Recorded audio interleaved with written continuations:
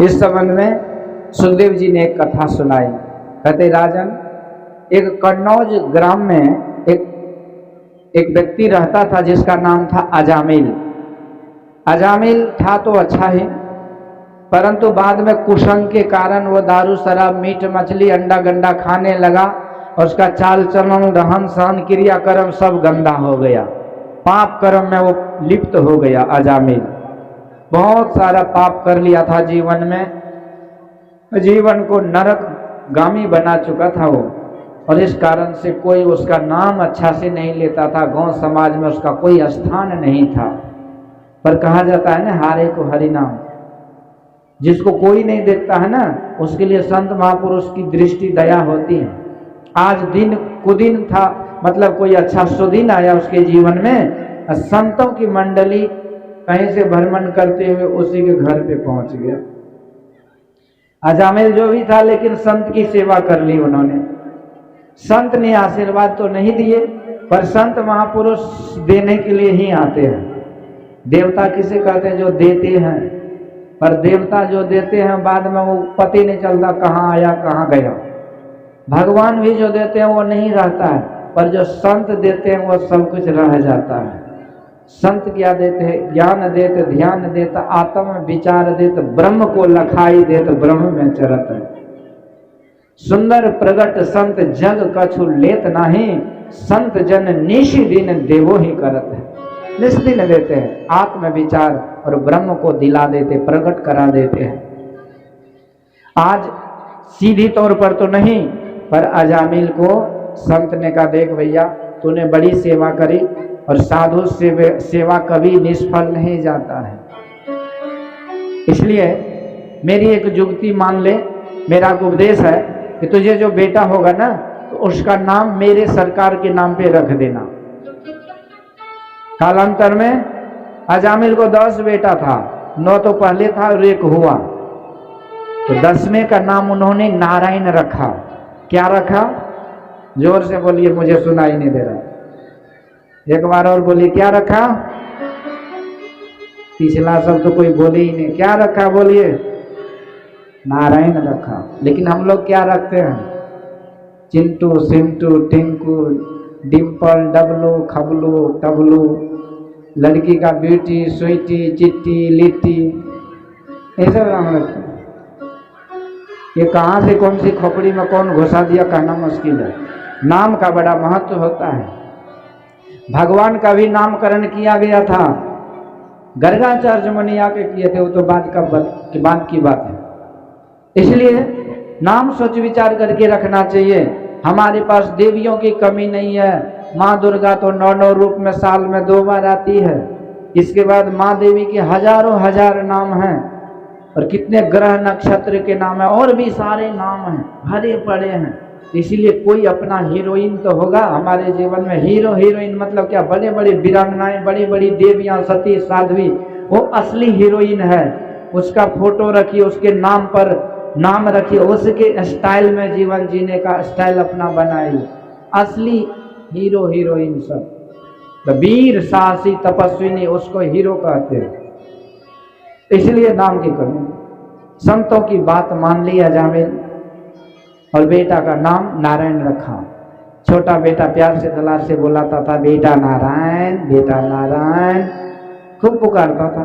पाप भी हो रहा है, पर पाप का घड़ा भरा तो फूटा।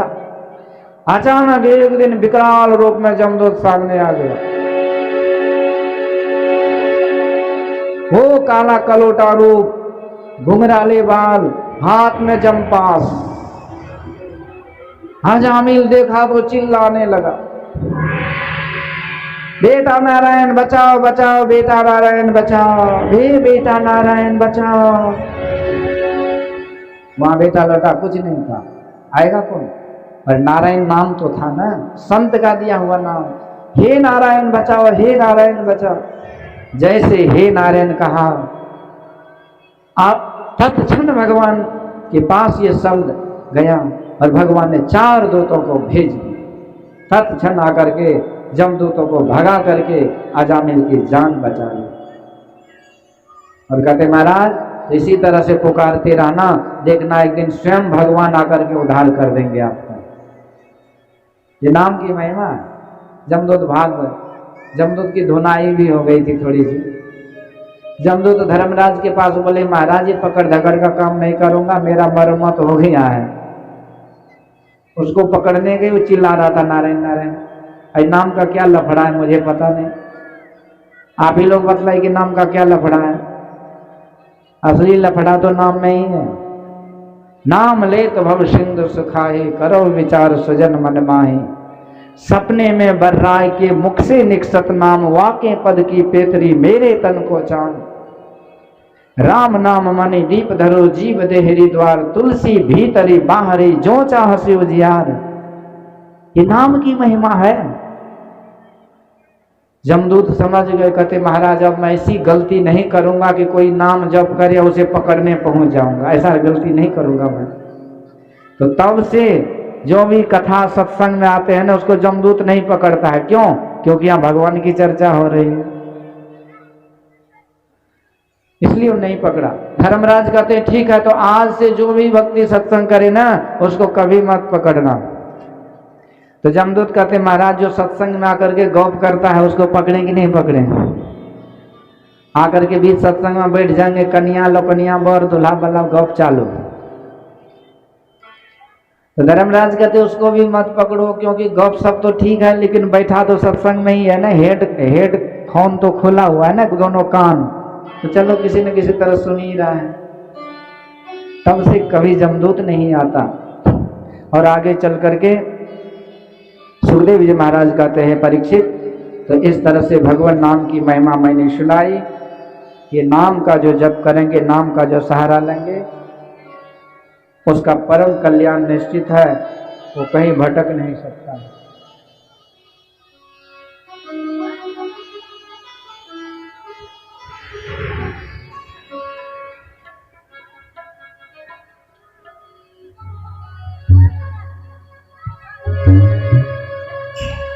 सुखदेव जी कहते हैं परीक्षित तो इस तरह से कोई नरक से बचना चाहे तो सबसे पहले उसे पाप कर्म को छोड़ना पड़ेगा और भगवान नाम का सहारा ले, गुरु मंत्र का सहारा ले तो पाप कर्म से भी बच सकता है। और आगे सुखदेव जी महाराज जो चतुर्थ स्कंद में प्रचेतागण की कथा को वहीं छोड़ दिए थे, तो वहीं पर कहते प्रचेतागण के ही जब तपस्या करके बाहर आए ना जंगल से, नारद जी की युक्ति से तप किए थे प्रचेतागण, तो उसी के घर में उसका विवाह वृक्ष से हुआ, वृक्ष की पत्नी पुत्री से, बार्क्षी कन्या से, उसके घर में दक्ष प्रजापति का जन्म हुआ। दक्ष को 10,000 बेटा हुआ, नारद जी के चंगुल में फंस गए, सब बाबा हो गए हवा। इसके बाद 1,000 बेटा को जन्म दिए, उसको भी नारद जी ने सबको भेज दिए हरिद्वार तपस्या करने। अब दक्ष को बड़ा क्रोध आया कि हमारा भोला भाला बच्चा, इसको नारद जी ये घर फोड़ कहीं कहीं बिगाड़ दिया, आने दो उसको। एक दिन नारद जी से भेंट हुई, नारद जी को श्राप दे दिया, जाओ तुम 2 घड़ी से ज्यादा कहीं नहीं टिकोगे। नारद जी सोचा चलो अच्छे हुआ, ज्यादा नहीं टिकेंगे तो ज्यादा चेला मोड़ेंगे, क्योंकि ज्यादा जगह जाएंगे तो बहुत को मोड़ेंगे। तो नारद जी कुछ नहीं बोले, नहीं तो नारद जी भगवान को भी नहीं छोड़ते तो दक्ष को छोड़ने वाले थे क्या? एक बार तो भगवान नारायण को ही श्राप दे दिए। तो अब दक्ष ने 60 पुत्री को जन्म दिए और उन्हीं से पूरे संसार में मानव दानव देवता सब हो गए। दिति, अदिति, काष्ठा, सुरसा, कद्रु, विनीता, ये कश्यप ऋषि को विवाह दिए दक्ष ने अपनी पुत्री को। तो दिति से दानव और अदिति से देवता हुए। द्वितीय पुत्री एक थी रचना, उसका विवाह त्वष्टा ऋषि से, उससे 2 पुत्र हुआ, विश्वरूप और सन्निवेश। तो ये विश्वरूप बड़ा ब्रह्मज्ञानी था, एक बार देवता का पुरोहित बना। परीक्षित कहते गुरुदेव, देवता का गुरु तो बृहस्पति जी महाराज है ना, और दानव का गुरु शुक्राचार्य जी। लेकिन बहुत आदमी कहते गुरु तुरु से कोई मतलब नहीं। अरे दानव लोग भी गुरु करते हैं, देवता की तो, मनुष्य की तो बात छोड़िए। गुरु बिनु भव निधि तरे न कोई, जो बिरंची शंकर समोई। जब तक गुरु नहीं तब तक शुरू नहीं। गुरु का ज्ञान लेकर के ही आप मुक्ति के मार्ग पर चल सकते हैं। और मुझे खुशी है कि पिछले बार ये गांव में ही कथा हुआ था, नंदन यादव जी के दरवाजे पर 7 दिन की कथा हुई थी। लगभग 50-55 जो श्रोता थे ना उसमें से दीक्षित हो गए, गुरु धारण करके असली ज्ञान मार्ग जुक्ति लेकर के भक्ति में जुड़ गए। इस बार तो सामूहिक रूप से हो रहा है। तो आप लोगों से आग्रह है कि वैष्णव हो जाइए, और यदि आप अभी तक खाते पीते हैं तो धागा बांध लीजिए वैष्णव का, और इसके बाद जो वैष्णव है वो दीक्षा ले लीजिए, मुक्ति के मार्ग पर चलिए, परम कल्याण होगा। इस तरह से एक बार देवताओं के गुरु बने थे विश्वरूप। देवताओं को सत्संग खूब सुनाए, यज्ञ ज्ञान यज्ञ करवाए, एक बार एक यज्ञ करवाए शक्ति बढ़ाने के लिए। पर विश्वरूप का जो मामा था ना, वो दानव लोग था, तो दानवों की शक्ति बढ़ाने के लिए भी आहुति डालते थे हवन में। इंद्र भगवान को पता चला तो लिया वो क्या है वज्र, इतना जोर से चलाया कि गुरु जी का गर्दन हवन कुंड में स्वाहा, गुरुवे जी का हलाल कर दिया। इसलिए रामायण में लिखा है, आए देव सबहि स्वारथी कहे वचन जिन्हु परमारथ, स्वकार्य कुशलो सुरा। अपने कार्य में बड़े कुशल होते, जरा सा खतरा हुआ गुरु तुरु देखा ने गुरुवे का गर्दन उड़ा दिया। ये बात हुई। बाद में गुरु जी के जो महागुरु थे ना, उसके पिताजी त्वष्टा ऋषि, उसको क्रोध हुआ। उन्होंने हवन करके इंद्र को मारने के ख्याल से ऐसा मंत्र मारा, आहुति डाला कि एक वृत्रासुर प्रकट हो गए। पहले ये सब मारकाट जो होता था ना, ऐसे मंत्र से ही होता था, बड़ा बड़ा मिसाइल निकालते थे। वृत्रासुर पूरा आवृत, पूरा आकाश में छा गया, ऐसा रूप था। आदेश दिया जाओ इंद्र को खा जाओ, खत्म कर दो। वृत्रासुर जो चला स्वर्ग की तरफ, इंद्र तो भागा जी जान लेकर के स्वर्ग खाली कर दिया। वृत्रासुर का साम्राज्य हो गया दानवों का उस स्वर्ग पर। अब देवता सड़क छा, कहीं कोई पूछने वाला नहीं है, सब के सब भगवान नारायण के शरण में। सरकार अब क्या करें? भगवान कहते देवताओं एक उपाय है, यदि तू दधीची बाबा जो नैमिषारण्य में तप कर रहे हैं, यदि वो हड्डी दे देना, अपना हड्डी, अब वो हड्डी से वज्र बना के यदि लड़ो तब वृत्रासुर हार सकता है। सब देवता नैमिषारण्य, सरकार मुझे अपना हड्डी दे दो। तो आज देखिए एक विलक्षण उदाहरण कि दधीची बाबा समाधि में लीन हो गए और उसके हड्डी से वज्र का विश्वकर्मा जी महाराज के द्वारा निर्माण हो गया। तो परमारथ के कारण संतन धरा शरीर, संत महापुरुष संसार के कल्याण के लिए अपना शरीर तक दान करते हैं। कबीर साहब को कहा जाता है कि सिकंदर लोधी व जल्लाद ने 56 कसनी दिया था, बंदा बैरागी का दोनों आंख निकाल लिए थे, और उसके बच्चे को मार करके उसी का मांस कलेजी का बंदा बैरागी के मुंह में दिया गया था। कैसा जल्लाद था! ये गुरु गोविंद सिंह जी महाराज के शिष्य थे, संत थे। समस्त तबरेज की खाल खिंचवाई गई, ईसा मसीह को क्रॉस पे टांग दिया गया। ऐसी यातना संत को देते हैं, पर परमारथ के कारण धर्म संस्कृति जीवंत रहे, सनातन धर्म का अस्तित्व बचा रहे, इसके लिए संत महापुरुषों ने अपने शरीर तक का बलिदान दे दिया। गुरु गोविंद सिंह जी महाराज ने अपने 4 पुत्रों, उनके वीर गति को प्राप्त हो गए थे। स्वयं गुरु गोविंद सिंह जी महाराज के पिता गुरु तेग बहादुर ने अपना सर काट करके मुगलों को दे दिया था, सार नहीं दिया। ये महापुरुषों का उपकार है संसार पर, इसीलिए संत की पूजा जरूरी है। जो न होत जग जन्म भरत को, सकल धर्म धुर धरणी धरत को। ये संत का जन्म नहीं होता तो धर्म के ध्वजा को धारण कौन करता? संभव नहीं है। भरत सरिस को राम सने ही, जग जप राम राम जप जे ही।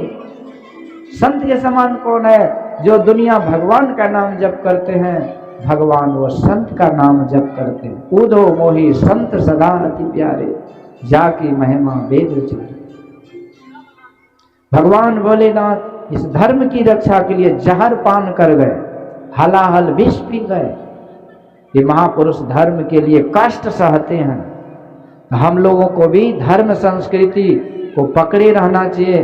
धर्म के लिए यदि कष्ट भी हो तो कष्ट सहना चाहिए। धर्म है तब तो हम हैं। तो अधर्मी कुकर्मी बन करके कोई जी ले 100 बरस तो जीना कुछ नहीं है। यदि धर्मी बन के, सदाचारी बन के, मानव बन के यदि एक दिन जिए तो 100 दिन के जीने से, 100 वर्ष के जीने से श्रेष्ठ है। इसलिए भगवान, देवी देवता, संत, ये क्या है? धर्म का रूप है। धर्म संस्थापनार्थाय संभवामि युगे युगे, धर्म की स्थापना के लिए भगवान आते हैं। आज वही भगवान का जन्मोत्सव है। जिस धर्म पे प्यारा राज्य गया और पितृदेव का मरण हुआ, जिस धर्म पे भाई भरत छुटा, सीता प्यारी का हरण हुआ, उस धर्म के खातिर लक्ष्मण भी यदि मरता है तो मरने दो, ये राम धर्म नहीं छोड़ेगा, अब हमको धर्म निभाने दो। ये धर्म है, भगवान धारण करते, संत धारण करते हैं। हम लोग को भी धर्म का जीवन जीना चाहिए। तो धर्म क्या है, अधर्म क्या है? तो धर्म है पुण्य कर्म करना, सेवा करना, सत्संग करना, सदाचारमय जीवन जीना, ये मनुष्य का धर्म है। झूठ, चोरी, नशा, हिंसा, व्यभिचार, पाप कर्म को त्याग देना, ये मनुष्य का धर्म है। यही धर्ममय जीवन है। सखा धर्ममय असरथ जाके, जीत न सकई कतहु रिपुता के। भगवान कहते हैं विभीषण जी से, हे सखा, जिसको धर्म का रथ, जिन्होंने धर्म के रथ पर सवार हो गया, दुनिया में उसे कोई जीत नहीं सकता। तो धर्म पर चलते हैं, हम भगवान को प्राप्त करते हैं। इस तरह से धर्म की रक्षा के लिए दधीची बाबा ने अपना हड्डी दे दिए। लेकिन हम लोग हड्डी देते थोड़े हैं, दूसरे का हड्डी चिबाने में लगे रहते हैं। बार बार मैं इसीलिए कहता हूँ ना, आजकल जो है ना, जिस घर में जाते हैं ना तो एक के आध गो वैष्णव होता, बाकी सब हड्डी पार्टी सब है। इसलिए सोचता हूँ कि बार बार कहूँगा तो उनको समझ में आएगा कि भाई हमारा मनुष्य शरीर उस चीज के लिए नहीं है। महाराज वो हड्डी लेकर के दधीची बाबा का वज्र निर्माण हुआ और वहीं जाकर के इंद्र भगवान ऐरावत पर सवार होकर के वो स्वर्ग पर आक्रमण किया। वृत्रासुर उधर से निकला, अरे इंद्र सावधान, तू तो बड़ा डरपोक था, आज तो आ गया सामने, आज मैं तुझे मार करके अपने गुरु का बदला लूंगा, अपने भाई का बदला लूंगा, ब्रह्म हत्यारा हो तुम, उसका मैं बदला लूंगा। इस तरह से वृत्रासुर मुंह फाड़ के दौड़ा। इंद्र जो वज्र संभाला ना, तो उसका वज्र ही हाथ से गिर गया डर से। वृत्रासुर कहते वज्र उठा लो, मैं जानता हूं कि मैं वज्र से ही मरूंगा। फिर इंद्र ने वज्र संभाला। अब वृत्रासुर जब वज्र को देखा तो गोविंद का दर्शन होने लगा। अहम हरे तव पादैक मूला, दासानुदासो भवितास्मि भूयः, मनस्मरेतासु पतेर्गुणांस्ते, गृणीत वाक् कर्म करोतु कायः। यहाँ 4 श्लोकों में वृत्रासुर ने स्तुति करी भगवान की, हे प्रभु मुझे अपना दास बना लो, नहीं तो अपने दास का भी दास बना लो, इस जन्म में ही नहीं तो अगले जन्म ही सही। मैं आपको उस तरह से याद करूं जिस तरह से गांव जब चली जाती है जंगल तो बछड़ा जो खूंटा में बांधा रहता है वो याद करता रहता है। चिड़िया जब चली जाती है तो घोंसला में जो छोटी चिड़िया का बच्चा है वो चिड़िया अपनी माँ के याद में रहता है। परदेश गए पति की याद जैसे पतिव्रता नारी करती है, ऐसे में आपका याद करें। सुंदर तरीके से स्तुति करी। बाद में इंद्र का वज्र चला और वृत्रासुर का उद्धार हो गया। परीक्षित कहते गुरुदेव ये वृत्रासुर तो राक्षस था, फिर भी भगवान का दर्शन कैसे किया? सुखदेव जी कहते भगवान का दर्शन कहाँ किया? तो वज्र में। वज्र कैसे बना? तो दधीची बाबा के हड्डी से। तो दर्शन किस में हुआ? एक संत के हड्डी में वृत्रासुर को भगवान का दर्शन हो गया। मतलब संत के हड्डी से ईश्वर का दर्शन होता है, तो संत के साक्षात दर्शन से कितना लाभ होगा। संत परम पवित्र होते हैं, तो उसके हड्डी में भगवान का दर्शन हो गया। तो लखा जो सतपुरुष की आरसी साधुन की ही देह, लखा जो चाहे अलख को तो इन्हीं में करी ले। अलख परमात्मा को कोई देखा नहीं है, परंतु कहते यदि आप देखना चाहते हैं तो संत को देख लीजिए, ये परमात्मा के ही स्वरूप है। यही वृत्रासुर को संत के शरीर में हरि का दर्शन हो गया। हे राजन, ये पूर्व जन्म में श्रापित था वृत्रासुर। वृत्रासुर पिछले जन्म में चित्रकेतु था राजा। इसको 1 करोड़ रानियां थी, कोई भी संतान नहीं था। अंगिरा ऋषि के आशीर्वाद से बड़ी रानी को 1 बेटा हो गया, और इस तरह से बड़ी रानी के बेटा होने से राजा के खुशी का पारावार नहीं रहा, और राजा खूब आनंद में जीने लगा। पर अन्य रानियों को सोतिया डाह हुई, एक बच्चा के कारण मेरा अनादर हो रहा है, इसलिए इसी को खत्म करो। नन्हा सा मासूम बच्चा के मुंह में जहर दे दी। वो सौत बच्चा जो मरा, सवेरा हुआ तो बड़ी रानी और राजा देखा तो छाती पीट पीट के रोने लगा, प्रलाप करने लगा बेटा को गोद में लेकर, मरे हुए बेटा को। सुबह से शाम हो गया रोते रोते। अचानक अंगिरा ऋषि आए और कहते राजन, रोने धोने से कुछ नहीं होगा, इसको दफना दो, ये खत्म है। अब राजा और छाती पीट पीट के पागलों के तरह रो रहे। रानी बेचारी को दांती बेदांती लग रहा है। कहते ऋषिवर, किसी तरह से मेरे बेटे को जीवित कर दीजिए। अंगिरा ऋषि कहते ये संभव नहीं है। उसी समय नारद जी आ गए। नारद जी कहते राजन, तो चुपचाप बैठो, मैं तुम्हारे बेटा को जीवित कर दूंगा। तब राजा को जान में जान आई। नारद जी ने आह्वान किया, हे जीवात्मन पश्य मातरम पितरम चते। हे जीवात्मा, प्रवेश करो शरीर में और जीवित हो जाओ। उस राजा चित्रकेतु का बेटा जीवित हो गया, उठ के खड़ा हो गया। राजा रानी हाथ फैलाए, बेटा बेटा बेटा कह के आगे दौड़ा। बालक बोला, खबरदार आगे मत बढ़ना, जाओ वहीं खड़े रहो। पहले एक बात बताओ, एक प्रश्न का उत्तर दो कि तुम दोनों मेरे किस नंबर के माँ बाप हो। कस्मिन जन्मन मयी मह्यम मातरम पितरो भवान कर्म वीर ब्राह्मण्यश्च देवत्रियो निस्सु। मैं तो लाखों करोड़ों जन्म लिया, हर जन्म में मुझे माता पिता सगे संबंधी घर परिवार मिले, और जैसे शरीर छूटा तो सब छूट गया। तो लाखों करोड़ों माताएं बहनें सगे संबंधी मेरे वियोग में रोता रहा, और तुम भी उसमें से एक हो, तो तुम किस नंबर के हो? तुम दोनों माता पिता के रोल निभाने वाले, बोलो जल्दी से। नारद जी कहते राजन, ये पूछ रहा है बच्चा, जल्दी से जवाब दो, बहुत रोते रोते तू परेशान हो गया था, जवाब चाहिए इसे। राजा की बोलती बंद।